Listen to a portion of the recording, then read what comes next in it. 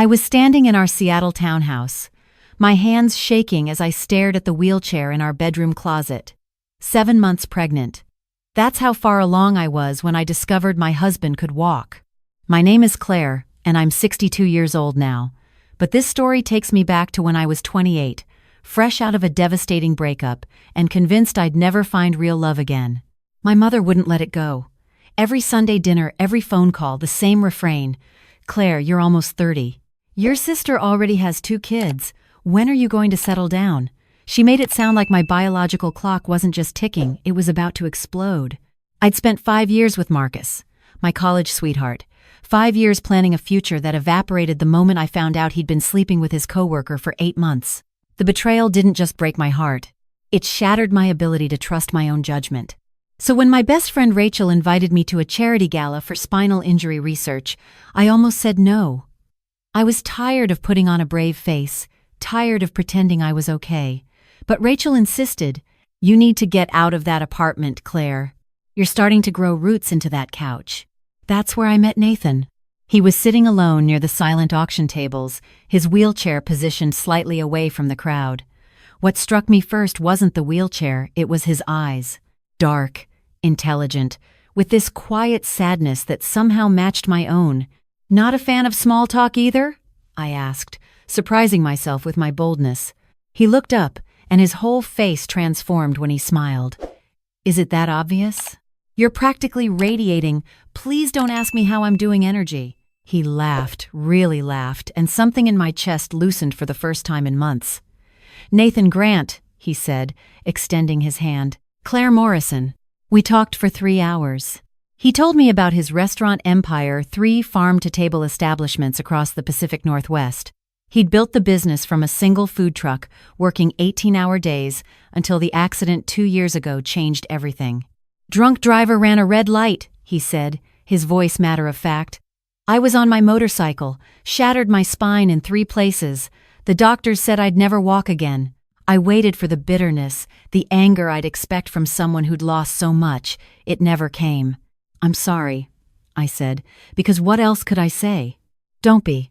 I've learned more about people in the last 2 years than I did in the 28 before. You find out who really cares when you can't do things for yourself anymore." Something in those words resonated. I just learned the same lesson, hadn't I? When things got hard, Marcus ran. Nathan didn't ask about my story that night. He didn't pry or push. He just listened when I wanted to talk and made me laugh when I didn't. When the gala ended, he asked if he could call me.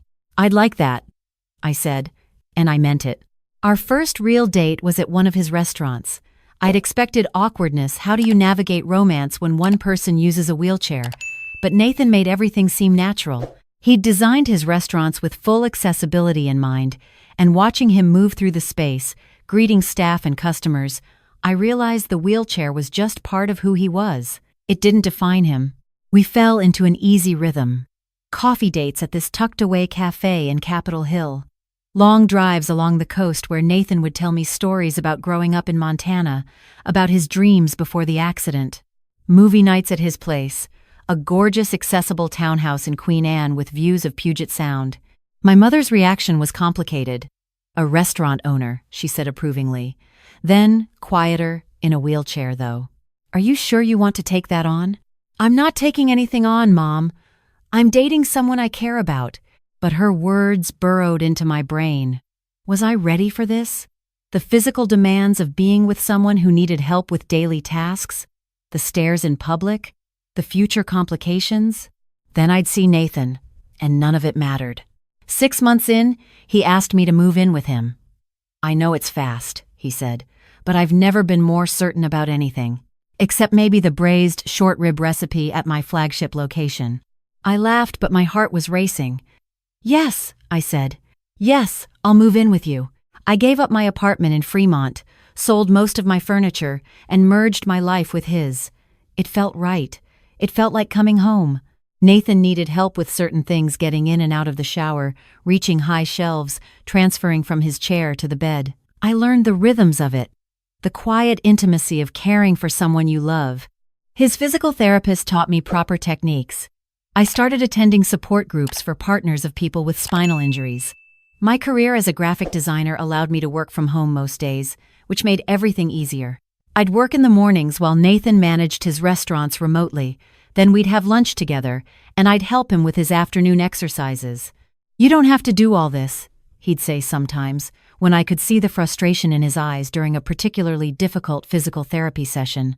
"I want to," I'd tell him. And I did. 8 months after moving in, Nathan proposed. We were at Cary Park, watching the sunset paint the Seattle skyline in shades of gold and pink. He'd arranged for a friend to drive us there, and when I pushed his wheelchair to our favorite viewing spot, a violinist began playing our song. "Claire Morrison," he said, pulling out a ring box. "You've given me back something I thought I'd lost forever." Hope. Joy. A reason to wake up excited about the future. "Will you marry me?" I was crying too hard to speak, so I just nodded and kissed him. We married 6 months later in an intimate ceremony at his flagship restaurant. My mother cried happy tears. This time, my sister was my maid of honor. Nathan's best friend and business partner James was his best man. It was perfect. The honeymoon was in Maui, at a fully accessible resort Nathan had researched for months. We spent our days on the beach, our nights watching the stars. I'd never been happier. "I can't wait to start a family with you," Nathan whispered one night as we lay in bed, the ocean waves providing a gentle soundtrack. "Me too," I said, meaning it with every fiber of my being. We started trying for a baby as soon as we got back. It happened faster than we expected 3 months later. The pregnancy test showed 2 pink lines. Nathan wept when I told him. "We're having a baby," he kept saying, like he couldn't quite believe it. I cut back my client load, preparing for the exhaustion of the first trimester. Nathan hired additional help at the restaurants so he could be home more.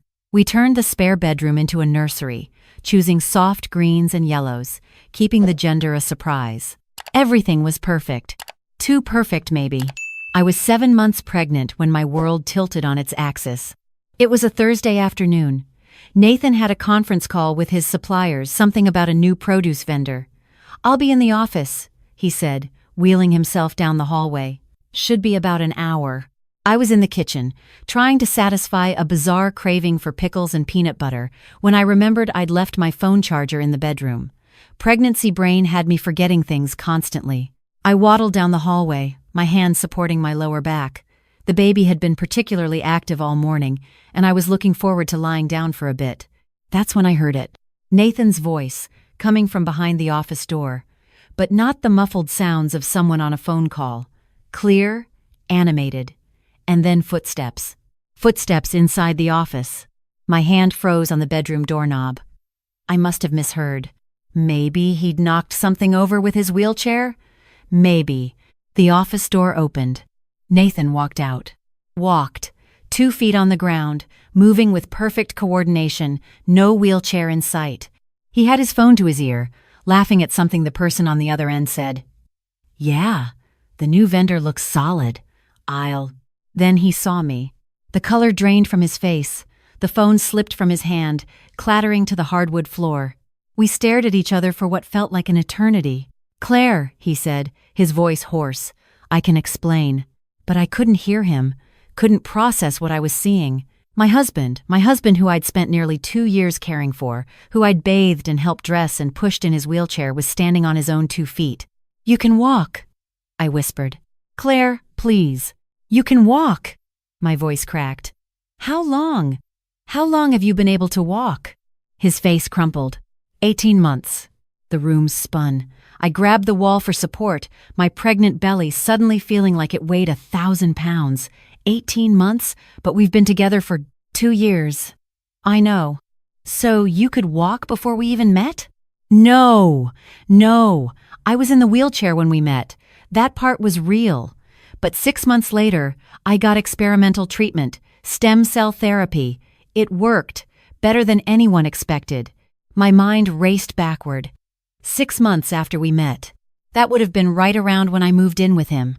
"You've been lying to me this entire time?" My voice came out strangled. "Every morning when I helped you into the shower? Every time I pushed your wheelchair?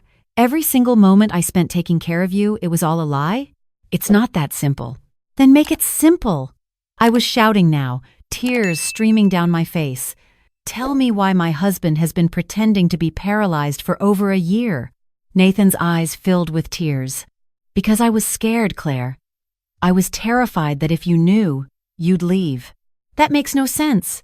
Why would I leave you for being able to walk?" "Because then you'd know," he said, his voice breaking. "You'd know that you didn't fall in love with me. You fell in love with taking care of me." The words hit me like a physical blow. "That's not true," I said. But even I could hear the uncertainty in my voice. "Isn't it?" Nathan's face was wet with tears. "My ex-fiancée, Victoria, she left me 2 months after the accident.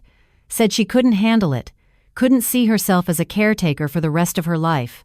She loved me when I was whole, but the moment I needed actual help, she was gone." "So you thought I was like her? You thought I was so shallow?" "No. God, no. But when the treatment started working, when the doctors said I might regain full mobility, I panicked. What if you were only with me because I needed you? What if the moment I didn't need care anymore, you'd realize you didn't actually love me, you just loved being needed?" I pressed my hands to my temples, trying to make sense of his words. "So your solution was to lie? To test me?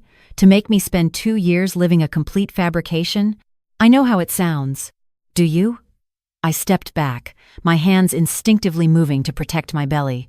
"Do you know how betrayed I feel right now? How stupid. I learned everything about spinal injuries. I went to support groups. I modified my entire life around your supposed needs. And it was all a test? It wasn't supposed to go on this long," Nathan said desperately. "I was going to tell you. So many times. I almost told you.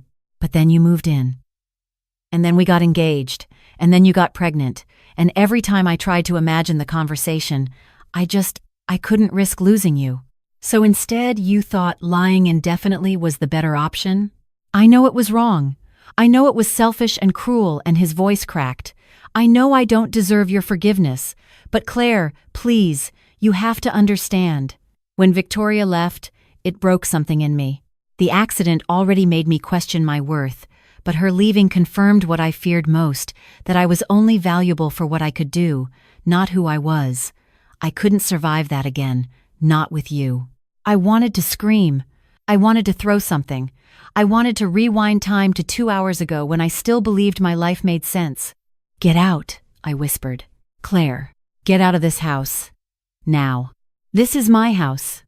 Where will I don't care." I was sobbing now, my whole body shaking. "I don't care where you go. Call James. Call a hotel. I don't care. But I can't look at you right now. I can't be in the same room with you." Nathan stood there, tears running down his face, and the sight of him standing, something I'd dreamed about, prayed for during those early months, made me want to vomit. "Please don't do this," he said. "Let me explain everything. You had 2 years to explain. 2 years to tell me the truth. You chose lies instead. Every single day, you chose lies." I watched him gather a few things: wallet, keys, phone moving on 2 fully functional legs. Even now, some part of my brain cataloged the way he moved. Smooth, athletic, like someone who'd never been injured at all. How had I not noticed? How had I been so blind? As soon as the door closed behind him, I collapsed onto the couch, my hands on my belly, feeling our baby move inside me. Our baby, who would be born in 2 months. Our baby, who was the product of a relationship built on deception. I don't know how long I sat there crying. Hours, maybe. The sky outside shifted from afternoon light to dusk to full dark. My phone rang 17 times. Nathan. Every time, I let it go to voicemail. Finally, I called Rachel. "Claire, what's wrong? You sound—" "Nathan can walk," I said flatly. Silence. "Rachel? What?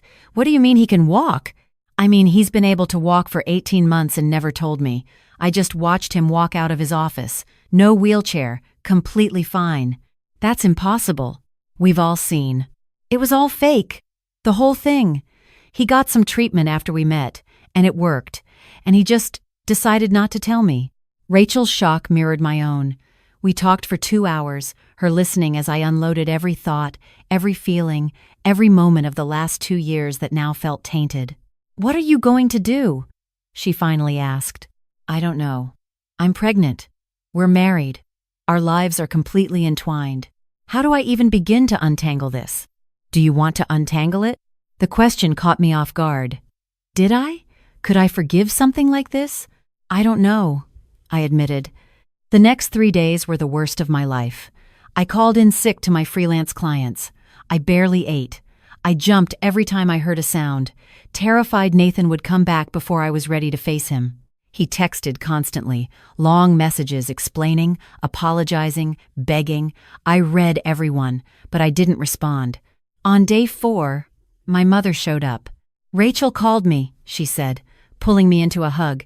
She's worried about you. So am I. I broke down all over again, telling her everything. To her credit, my mother didn't say, I told you so, even though I could see the thought flash across her face. Instead, she made me tea, forced me to eat toast, and listened. The question isn't whether what he did was wrong, she said finally. It obviously was. The question is whether you can build something real from here. Whether you want to. How can I trust him again? How can I trust my own judgment? I spent 2 years completely blind to who he really was. Did you, though? My mother tilted her head. Think about it, honey. What attracted you to Nathan in the first place? Was it really the wheelchair? I thought back to that first night. His humor, his intelligence, the way he really listened when I talked, the quiet strength in how he'd rebuilt his life after trauma. No, I admitted, but the whole relationship has been built around his supposed limitations, how I could help him, how we'd navigate life together with his disability. That was our foundation. Was it? Or was your foundation the fact that you made each other laugh, that you shared values, that he supported your career and you supported his dreams? I wanted to argue, but I couldn't. Because she was right, wasn't she? Yes, I'd learned to help Nathan with physical tasks, but our actual relationship, our conversations, our intimacy, our connection that had nothing to do with his wheelchair, still. He lied to me for 18 months, Mom, every single day. I know, sweetheart, and that's inexcusable. But people do terrible things when they're scared. The question is whether you can forgive terrible things done out of fear. I didn't have an answer. That night, I finally responded to Nathan's texts. I need time. Don't contact me for a week. I'll let you know when I'm ready to talk. His response came immediately. Okay. I love you. I'm so sorry. I turned off my phone. On day 6, I made an appointment with a therapist. Dr. Sarah Chen had been recommended by the support group I'd attended, ironically, the support group for partners of people with spinal injuries. Tell me what brings you here, she said in our first session. I told her everything. The story poured out meeting Nathan, falling in love, building a life together, the pregnancy, the discovery, the devastation. When I finished, she was quiet for a long moment. Claire, I want to ask you something, and I need you to really think about the answer. When you fell in love with Nathan, what exactly did you fall in love with? I don't understand. Was it his vulnerability? His need for care? Or was it something else? I opened my mouth to answer, then closed it. I thought about our first conversation before I knew anything about his limitations. I thought about the nights we stayed up until 3 a.m. talking about everything and nothing. The way he encouraged my graphic design work, pushing me to take on bigger clients. How he made me feel seen in a way Marcus never had. It was him, I said slowly. The wheelchair was just part of the picture. But it wasn't why I loved him. And when you learned sign language, Dr. Chen paused. I'm sorry, wrong reference. When you learned about spinal injuries, attended support groups, modified your life, was that out of obligation? Duty? No. I did it because I loved him. Because I wanted to make his life easier. So your love wasn't conditional on his disability? No. Then here's what I want you to consider. Nathan was wrong to lie. Absolutely wrong. His fear doesn't excuse his deception, but I'm wondering if perhaps both of you were somewhat dishonest in this relationship. My head snapped up. What? I never lied to him. Not in the same way, no. But Claire, you've told me your mother pressured you about marriage. You'd just gotten out of a devastating breakup where someone you loved betrayed you. And then you met Nathan, someone safe. Someone who, because of his situation, wasn't likely to leave you. someone who needed you in concrete, measurable ways. Did you ever wonder if you chose him partly because of that safety? The words hit me like cold water. That's not I didn't, but had I? I thought about those early months. How comforting it felt to be needed. How unlike Marcus, Nathan was steady, grateful, unlikely to cheat when he relied on me so completely. I'm not saying that's the only reason you loved him, Dr. Chen said gently. Love is complex. We're drawn to people for many reasons, some conscious, some not. But if Nathan was using his wheelchair as a test of your love, perhaps you were using it as a shield against future heartbreak. I left that session feeling gutted. Because she was right, wasn't she? Some part of me had felt safe with Nathan specifically because he needed me. Because I could control our relationship in ways I couldn't with Marcus. We were both broken people who'd found each other and built something real from fractured pieces. But we'd also both been hiding him behind a literal falsehood, me behind the role of caretaker. On day 8, I texted Nathan, "Can you come over tomorrow afternoon? We need to talk." He arrived exactly on time. I watched through the window as he got out of his car, walking normally. It still sent a jolt through my system. When I opened the door, we stood there awkwardly. This man I'd married, who'd I'd built a life with, who felt like a stranger. "Thank you for seeing me," he said quietly.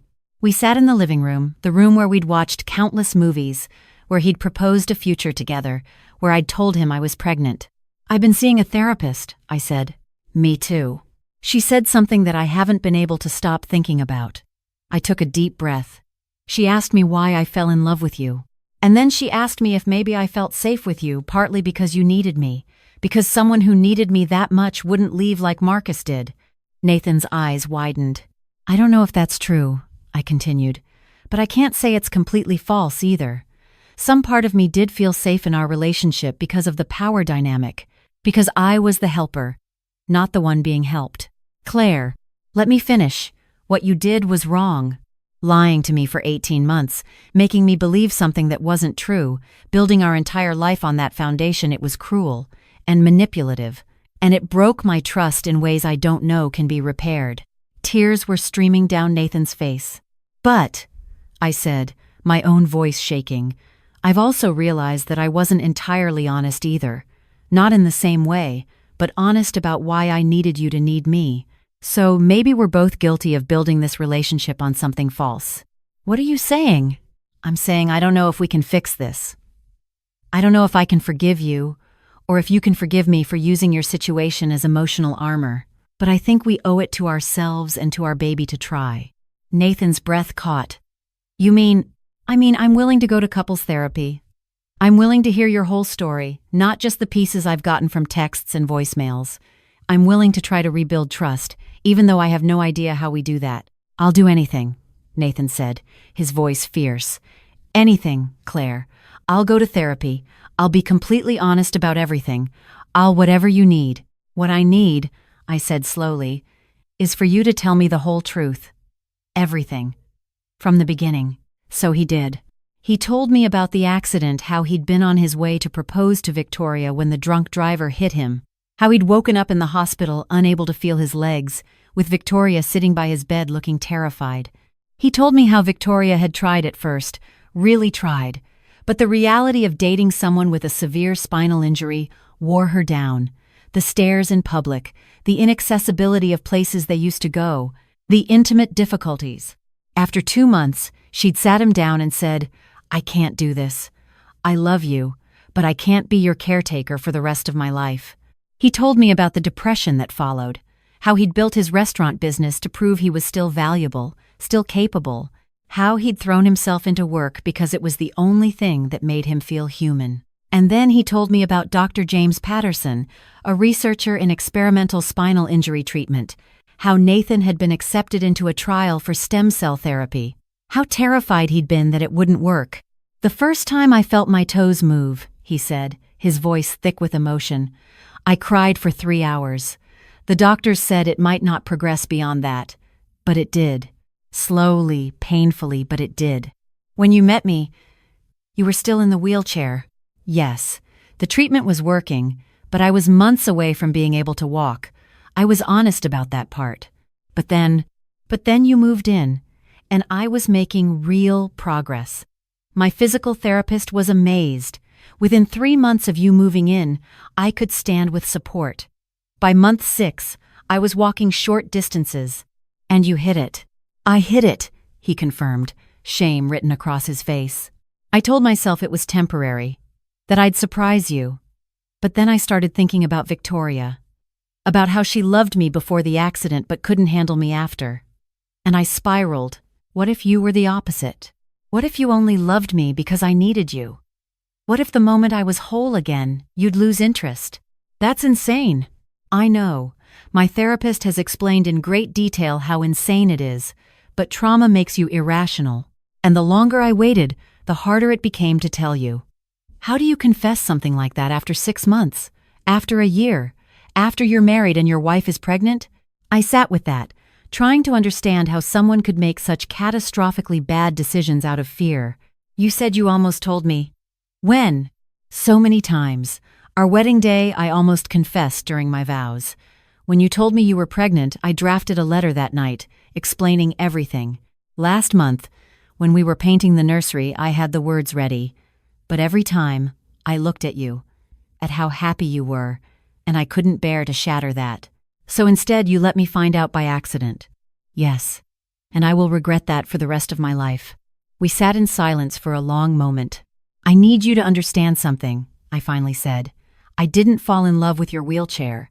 I fell in love with the man who made terrible jokes at charity galas, who texted me articles he thought I'd find interesting, who listened to my anxieties about freelance work and actually gave helpful advice. The wheelchair was just part of your life, not the reason for ours.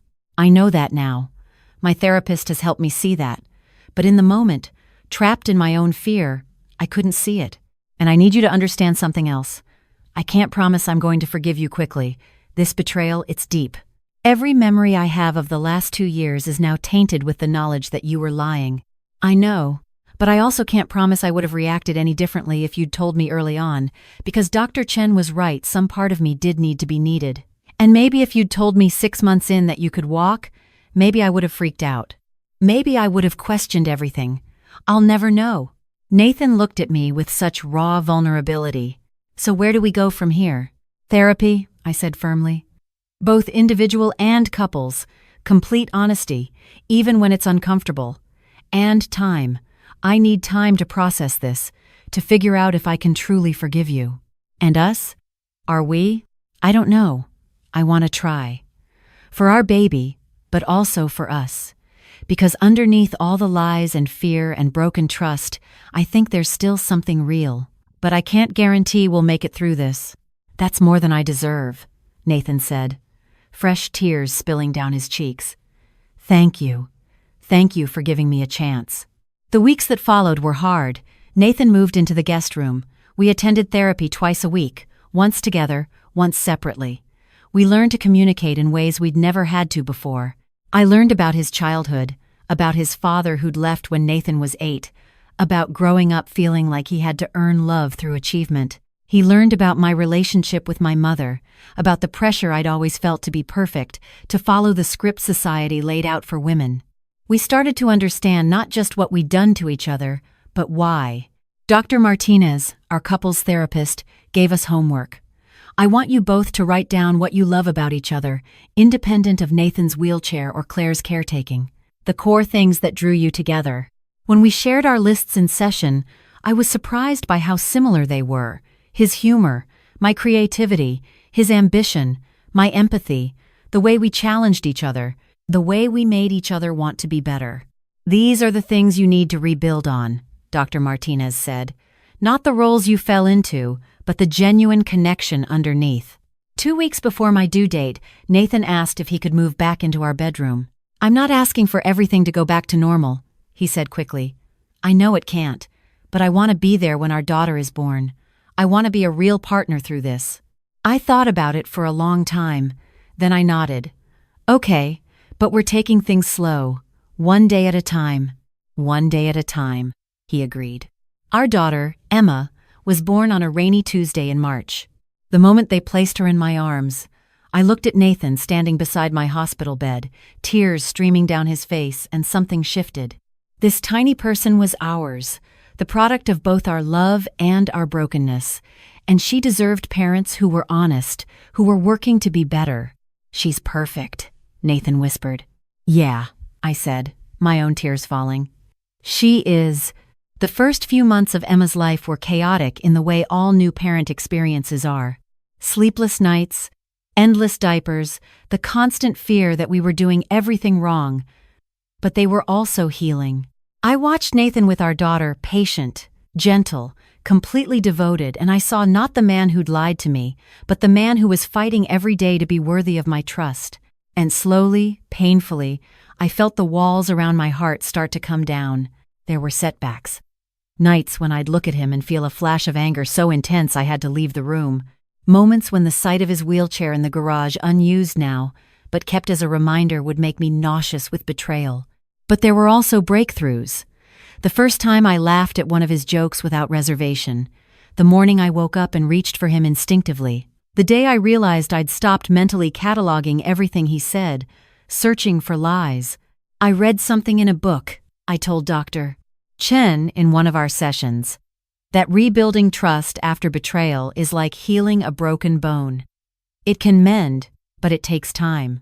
And sometimes it's even stronger than before, but sometimes it breaks differently. You don't know which until you put weight on it. And have you started putting weight on it?" "Yeah," I said. "I think I have." Emma was 6 months old when I finally told Nathan I forgave him. We were in the park, watching her attempt to grab at grass with her tiny hands.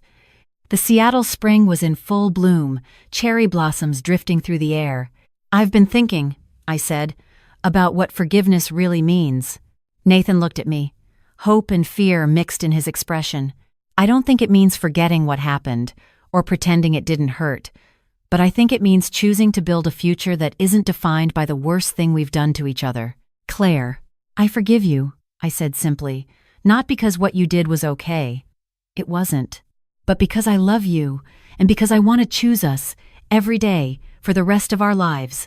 Nathan pulled me close, and we sat there, our daughter between us, crying and holding each other. That was 3 years ago now.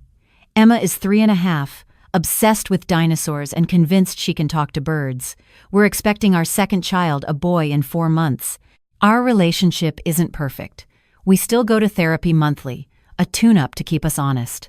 There are still moments when the past surfaces, when we have to work through old hurts. But it's real now, built on truth, even when that truth is uncomfortable. Nathan sold one of his restaurants and scaled back his hours to be more present at home. I took on fewer freelance clients, focusing on the work I actually enjoy rather than what I thought I should do. We've learned to be gentle with each other's wounds. When Nathan gets anxious about being valued only for what he provides, we talk about it. When I feel myself slipping into caretaking mode as a defense mechanism, I recognize it and pull back. My mother asks sometimes if I ever regret giving him a second chance. No, I tell her honestly, because the man I'm married to now, the real Nathan, without the lies and fear, he's someone worth fighting for. And the relationship we've built from the ashes of that betrayal is stronger than what we had before. Even knowing he lied for so long? Even knowing that, because I also know that people are more than the worst thing they've ever done, and love, real love, is choosing someone even when you see all their flaws and failures. I look at Nathan now, teaching Emma how to ride her tricycle in our backyard, his laughter carrying through the open window. He catches my eye and smiles, that same smile that caught me at a charity gala 5 years ago. He's not perfect. Neither am I. But we're honest now. And we're choosing each other every single day. That's enough. That's everything.